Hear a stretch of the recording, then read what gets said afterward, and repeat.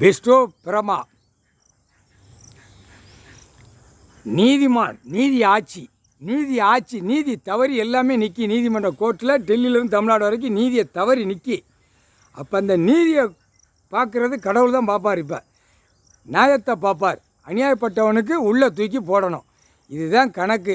எல்லா செக்ஷனையும் பிரித்து ஒண்டிச்சு அடித்து கிளியராக உள்ளே ஏற்றிடுவார். நீதிமன்ற கோர்ட்டார் பூரா கேட்டுக்கோப்பா, ஒண்டிச்சு உள்ளே தூக்கி போடணும்லப்பா, உள்ளே தூக்கி போடணுமா இல்லைன்னா வாய்ச்சிக்கிட்டே இருக்கணுமா, அந்த கேள்வி கேட்காரு. உங்களுக்கு புரியுதா இல்லையா?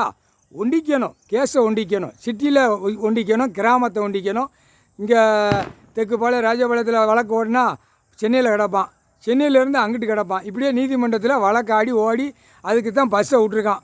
அரசு பேருந்து போயிட்டு வா, ட்ரெயினை விட்ருக்கான். அதுக்கு தான் போயிட்டு வா, கேஸு நடந்தால் நல்லா ஜம்முன்னு போயிட்டு வா, ஜம்முன்னு ஆட்டு அப்படின்னு அரசியலை விட்டுருக்கான்.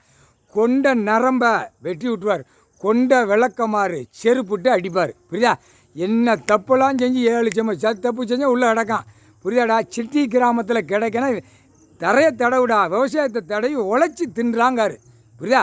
ஒவ்வொரு ஸ்டேட்டுக்கு பண்டத்தை மாட்டிக்கணும். ஒரு ஸ்டேட்டில் நெல் விளையும், ஒரு ஸ்டேட்டில் நவதானிய விளையும், ஒரு ஸ்டேட்டில் கோதுமை விளையும். இது மாற்றி தான் பண்டத்தை கொடுத்துக்கணும்.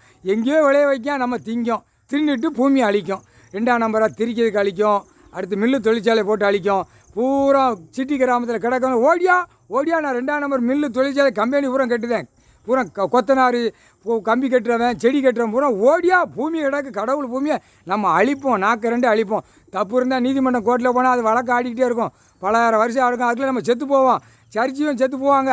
அவ்வளோதான், முடிஞ்சு வச்சு. அதாட்டு கிடப்பில் கிடக்குன்னு இப்படியே சொல்லிட்டாலே தான் இந்த ஜனநாயக ஓட்டு போடுறவன் அரசியல்வாதி பலாயிரம் கோடி. இப்போ அவனுங்களை என்ன செய்யணும்? இழுத்து பிடிச்சி புடுக்கில் குண்டிலையும் சாணம் வைக்கணும்ட்டார். போட்டார்ரா. எல்லா கணக்கும் மத்திய அரசு, மாநில அரசு, ஒன்றிய அரசு பிரித்து எடுப்பான். எடுக்கையில் பிரதமர் மாட்டுவான், குடியரசுத் தலைவர், ஜனாதிபதி, மந்திரி. வெளிநாட்டிலேருந்து தாய் இந்தியா நாடு எல்லா நாடுமே தொழிற்சாலையை நிப்பாட்டி வராரு.